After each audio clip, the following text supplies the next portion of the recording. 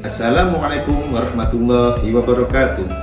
Salam sejahtera bagi kita semua. Om Swastiastu, Namo Buddhaya, salam kebajikan. Pada kesempatan kali ini, perkenalkan, nama saya Darmajid. Saya merupakan salah satu dosen di Departemen Matematika, Fakultas Matematika dan Ilmu Pengetahuan Alam, Universitas Brawijaya.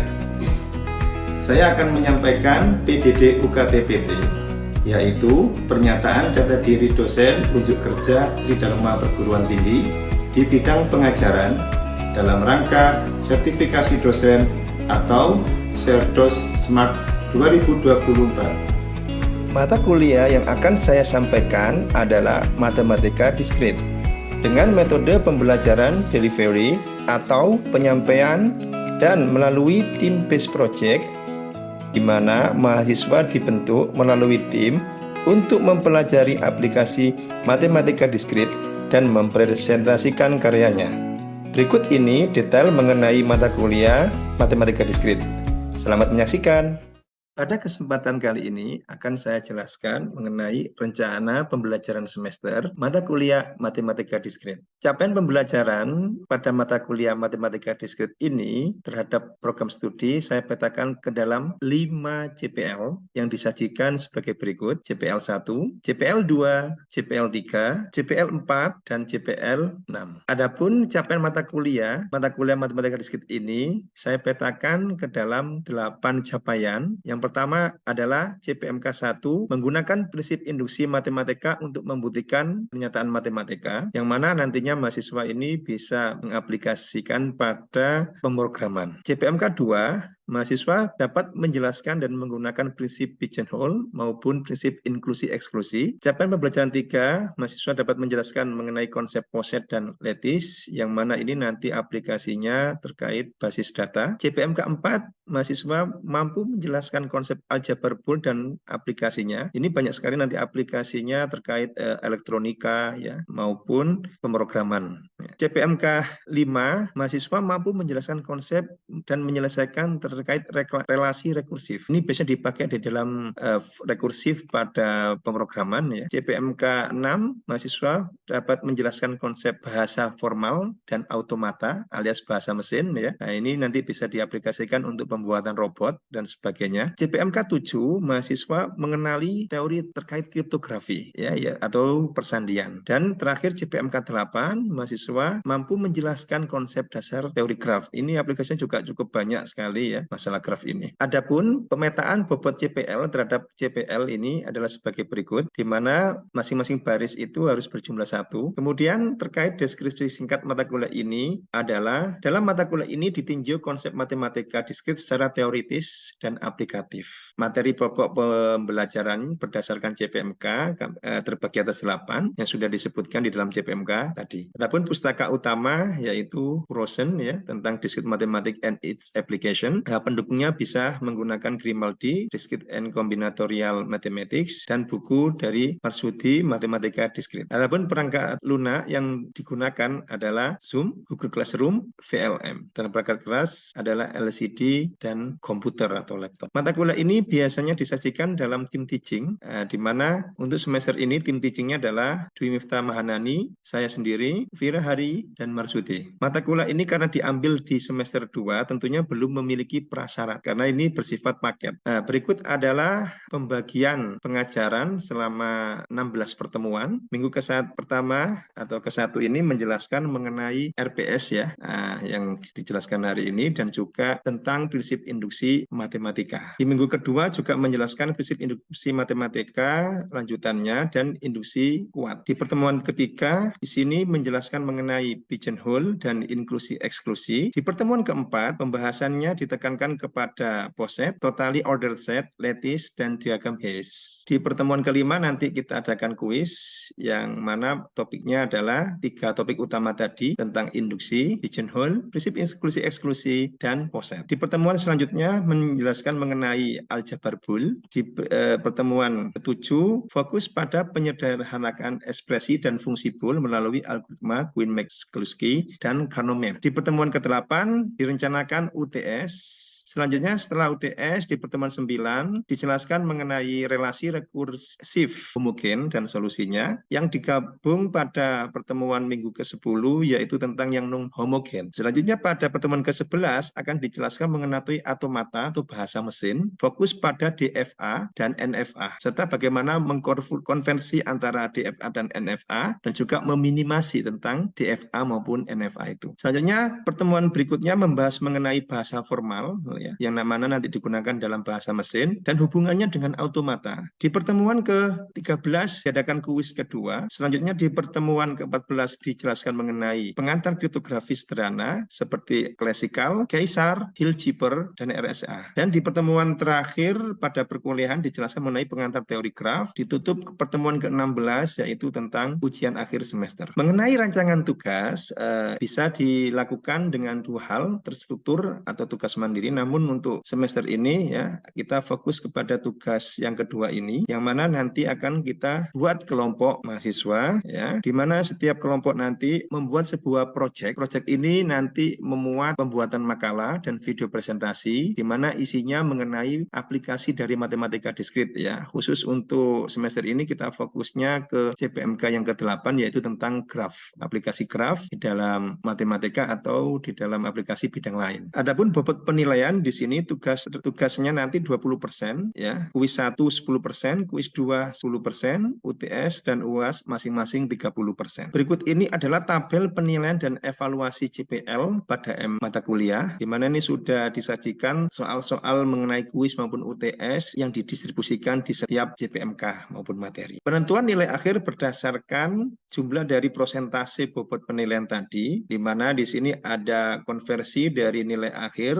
ke dalam nilai huruf maupun nilai angka mutu. Yang terakhir adalah pembobotan asesmen terhadap CPMK. Di dalam kuis 1 ini karena hanya sebelum UTS, maka hanya mengcover CPMK 1, 2, dan 3. Sedangkan kuis 2 karena disajikan setelah UTS akan mengcover CPMK 5, 6 saja ya. Karena apa? Untuk CPMK 7 dan CPMK 8 ini materinya ditayangkan setelah kuis 2. Sehingga tidak ada sumbangsi untuk CPMK 7 dan 8. Tugas 1 dan 2 nanti karena di sini nanti sifatnya proyek ini nanti akan kita distribusikan ya, yaitu proyek Anda yang sudah Anda dibuat, dan terakhir adalah UTS di sini mengcover CPMK 1 hingga 4 sedangkan UAS mengcover CPMK 5 hingga 6. Demikian RPS dari saya. Selamat belajar. Oke, baik, selamat pagi semuanya. Assalamualaikum warahmatullahi wabarakatuh. Ya, untuk pertemuan terakhir dari materi matematika diskrit ini akan kita bahas terkait pengantar teori graf, yang mana graf sendiri itu adalah suatu matematika yang banyak aplikasinya ya, baik di dalam transportasi, jaringan saraf tiruan, informatik, elektro, dan sebagainya ya. Jadi graf ini pertama kali diperkenalkan oleh matematikawan Itali ya, mengenai permasalahan jembatan Konigsberg ya, di mana jembatan ini ya teka-tekinya itu ya, oleh Euler ya tentang bagaimana cara bepergian dari satu daerah ke daerah lain, di mana dia hanya dikunjungi satu kali daerahnya dan dia harus kembali lagi ke daerah dia berangkat ya. Nah, itu adalah permasalahan jembatan Konigsberg ya.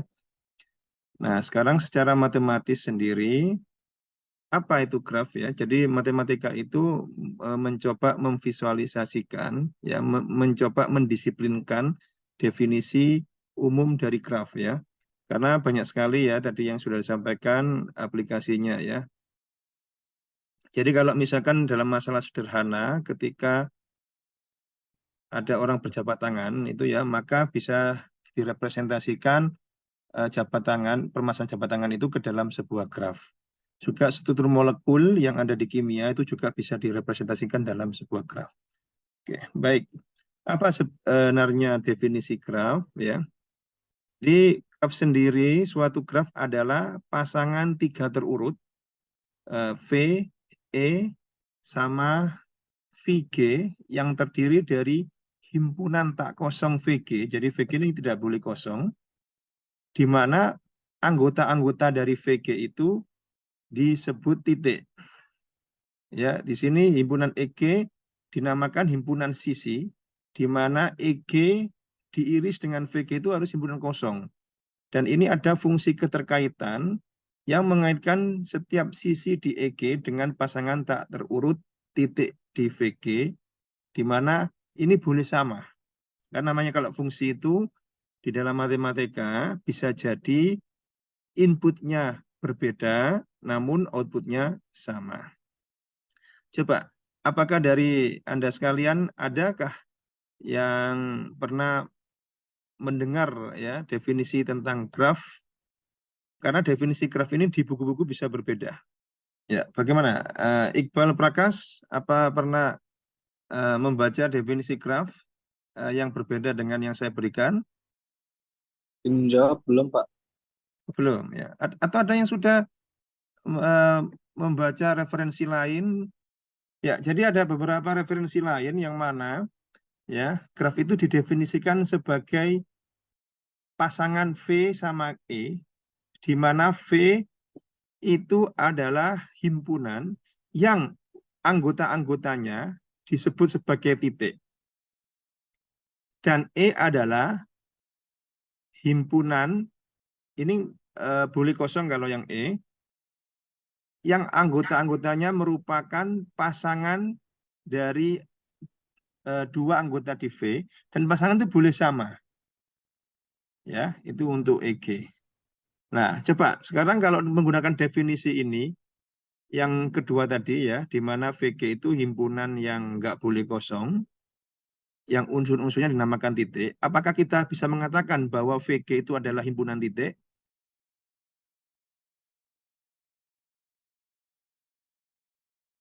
Bagaimana, Dewi Purnama? Apakah VG itu pasti himpunan titik atau bagaimana menurut Anda?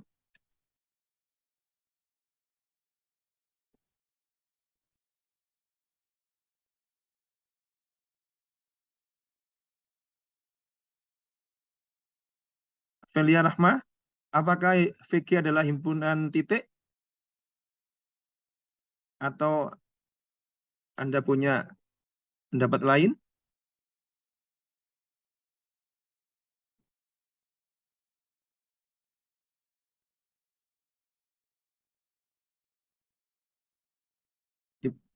Ya, Menurut saya ya, Pak. ya. Iya, termasuk himpunan titik. Oke. Baik, satu lagi Gianina, apakah VG itu adalah himpunan titik atau ada makna lain? Iya, menurut saya VG itu himpunan titik. Oke, baik. Terima kasih ya atas jawaban. Jadi di sini kalau kita mengatakan bahwa VG itu adalah himpunan titik, maka definisi graf ini terlalu sempit. Artinya V itu hanya isinya titik-titik saja. Ya. Jadi memang kalau kita menggunakan definisi yang di sini, itu dia ngomongnya himpunan titik ya. Namun demikian secara umum sebenarnya VG itu bukan himpunan titik, melainkan suatu himpunan yang unsur-unsurnya disebut titik. Apa perbedaannya di situ? Kalau kita mengatakan himpunan titik, jadi isinya VG itu cuma titik-titik saja. Sehingga graf ini nggak bisa diaplikasikan kepada masalah jabat tangan, masalah transportasi, masalah molekul di kimia, itu nggak bisa. Tapi kalau kita mengatakan bahwa VG itu adalah himpunan yang unsur-unsurnya disebut titik, maka ini aplikasinya bisa lebih luas. Sebagai contoh, kalau kita berbicara mengenai orang yang jabat tangan, ya, maka orang ini divisualisasikan sebagai titik. Sedangkan jabat tangan di antara dua orang itu divisualisasikan sebagai sisi. Ya, jadi nanti sekali lagi di sini VG bukan himpunan titik, tapi himpunan yang unsur-unsurnya disebut titik. Disebut ya, bukan titik ya, tapi disebut atau divisualisasikan sebagai titik. Sedangkan EG itu juga demikian, ya. Himpunan yang unsur-unsurnya disebut sisi. Baik. Dengan cara seperti itu, maka aplikasinya graf lebih luas, ya. Nah, oke, seperti yang di struktur aljabar lainnya, kalau kita sudah memiliki G seperti ini, cukup kita tuliskan graf G saja, ya. Tidak usah seperti ini. Yang mana kalau kita menotasikan VG berarti himpunan titiknya, EG berarti himpunan sisinya. Sekali lagi, ini hanya istilah saja, bukan berarti himpunan titik, ya. Hanya istilah saja. Oke. Terus ada beberapa kesepakatan. Yang pertama adalah jika itu adalah suatu sisi yang mana berujung di titik U dan V, maka kita bisa mengatakan VG itu sama dengan UV.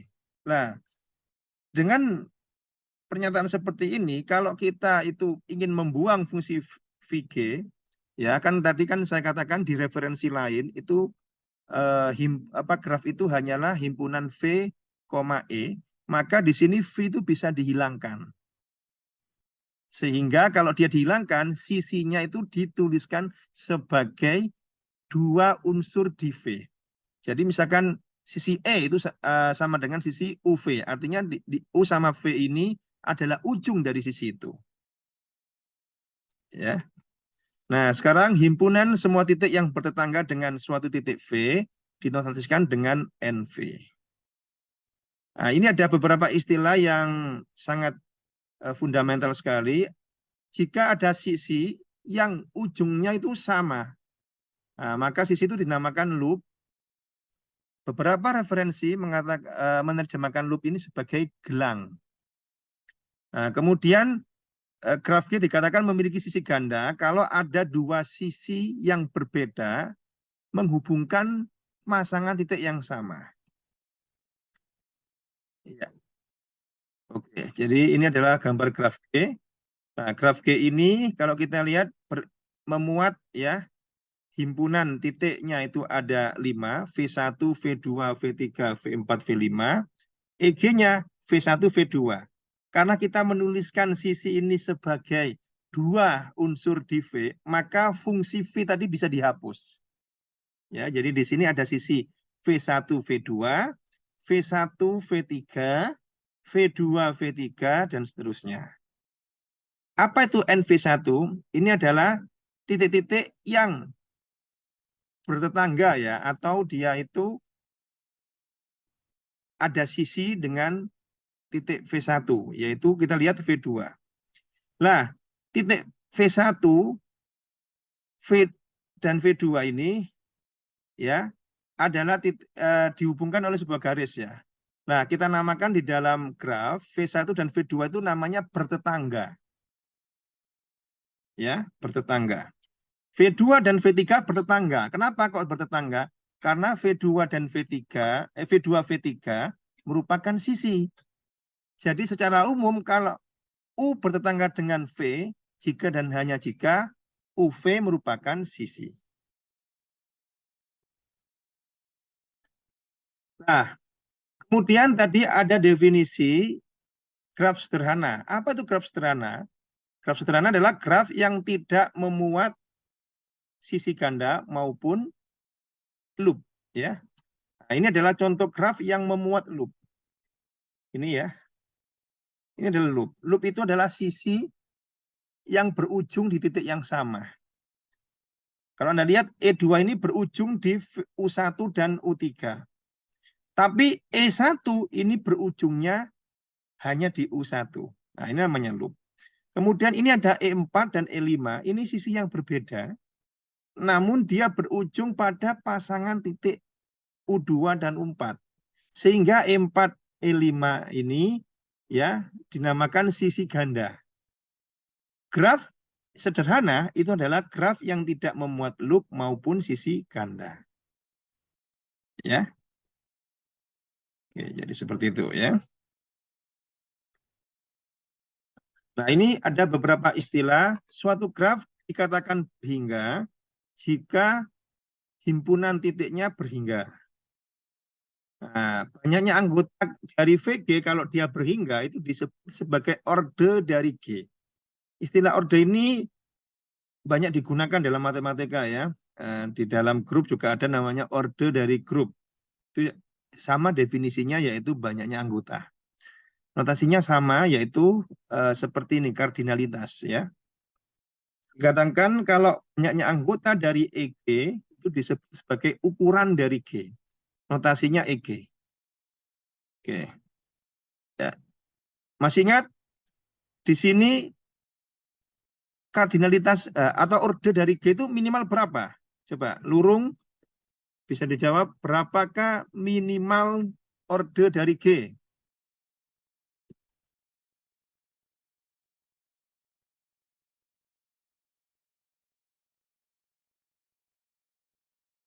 Berapa Lurung?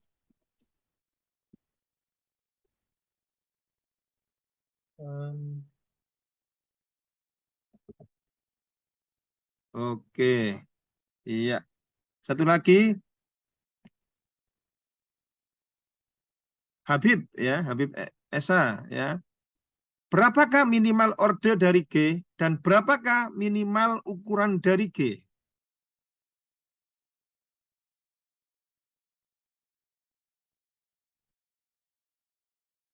Atau boleh salah satu dari yang zoomnya Habib ini. Berapa minimumnya?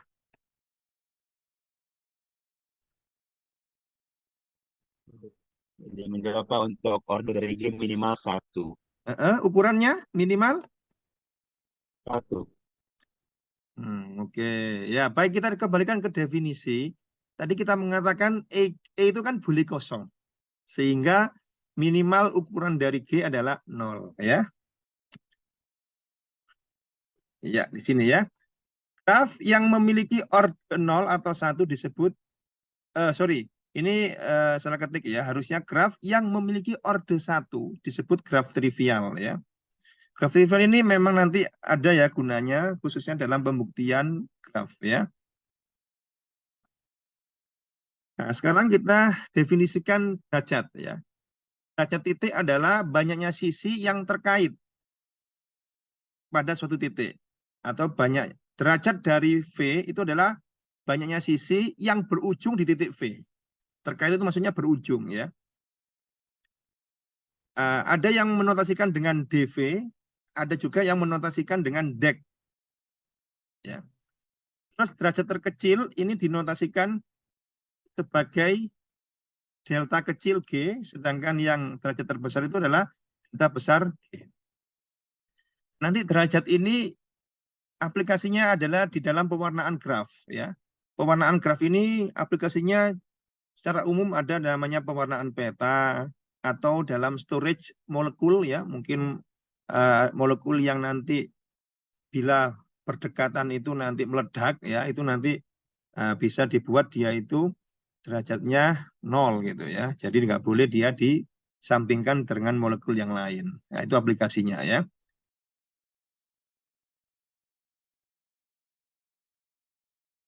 Nah, sebagai contoh ya, kalau kita lihat di sini derajat dari V1. Kalau kita lihat V1 ini bertetangga dengan V2 dan V3, berarti derajatnya 2. Ya. Kemudian V2 ini bertetangga dengan V1 dan V3, berarti derajatnya 2. V3 derajatnya 4, V4 derajatnya 2 dan seterusnya ya. Derajat terkecilnya adalah 2, sementara derajat terbesarnya adalah 4. Nah, ini adalah himpunan yang sisinya terkait dengan V1 itu ada ini ya, V1, V2, V1, V3 dan seterusnya. Nah, baik ini yang sering dipakai ya di dalam suatu transportasi ya. Nah, jalan atau bahasa Inggrisnya walk ya, adalah suatu barisan tak nol berhingga ya, yang anggotanya berselang-seling. Jadi titik, sisi titik gitu ya. Namanya aja jalan ya, sama dengan realitanya.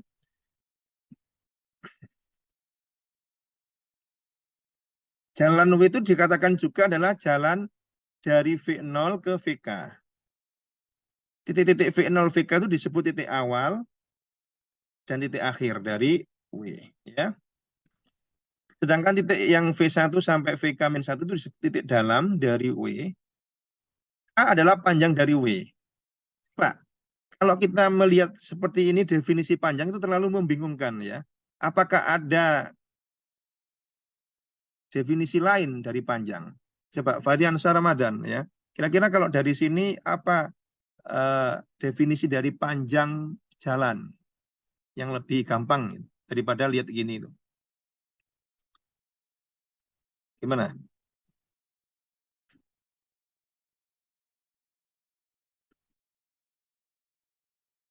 Coba kalau kita lihat di sini, titiknya kan mulainya 0 sampai K. Tapi kalau sisi dari 1 sampai K, berarti panjang jalan itu definisinya adalah banyaknya sisi yang dilewati oleh jalan itu. Nah, kalau umpamanya sisinya dilewati 2 kali, bagaimana? Nggak masalah, tetap dihitung. Jadi umpamanya dari E1, dia kan ke V1, kemudian balik lagi ke E1. Berarti panjangnya 2. Ya, jadi semacam itu ya definisinya. Jadi jalan itu panjangnya didefinisikan sebagai banyaknya sisi yang dilewati dalam sebuah jalan. Oke. Nah, ini adalah istilah apabila E1, E2, EK itu adalah jalan pada W itu berbeda, maka istilahnya bukan jalan tapi lebih ke trail atau bahasa Indonesianya jejak. Ya. Nah, ini biasanya dipakai aplikasinya ini ya kalau Anda berkunjung ke tempat wisata. Nah, itu kan mesti bagaimana mereka membuat rute perjalanan. Nah, seperti ini ya. Nah, kemudian kalau V0, V1, VK itu beda, nah itu disebut lintasan ya. Nah, biasanya kalau 7 ini nanti aplikasinya di masalah petugas pos ya. Nah, petugas pos itu kan kalau sudah ke daerah 1, 2, itu kan dia harus beda-beda. Kan nggak mungkin petugas pos itu mengunjungi daerah yang sama lebih dari sekali. Ya. Jadi kalau V0 sampai titik-titiknya berbeda disebut lintasan. Kalau sisinya berbeda disebut trail. Kemudian kalau lintasan yang titik awal dan titik akhirnya sama disebut siklus. Pada kesempatan kali ini, kami akan membahas topik yang berjudul algoritma Dijkstra untuk menentukan jalur terpendek tujuan wisata di Bali. Untuk anggota kelompok yaitu ada Aisyah, Anissa, Vista, Evan, Febriana, Hanifah Putria, dan Robiatu. Pada kesempatan kali ini kelompok saya, kelompok 6, akan mempresentasikan hasil diskusi kami yang berjudul aplikasi teori graf dalam pengaturan lalu lintas. Oke, untuk anggota kelompok sendiri, kelompok saya ada 8 orang. Yang pertama saya, Ahmad Hanafi, kemudian ada Ahmad Iza Fauzan, ada Fafiasis Bagus, Muhammad Diki, Nurhaliza, Tri Aulia, Nurifda Alifa, dan yang terakhir ada Hairina.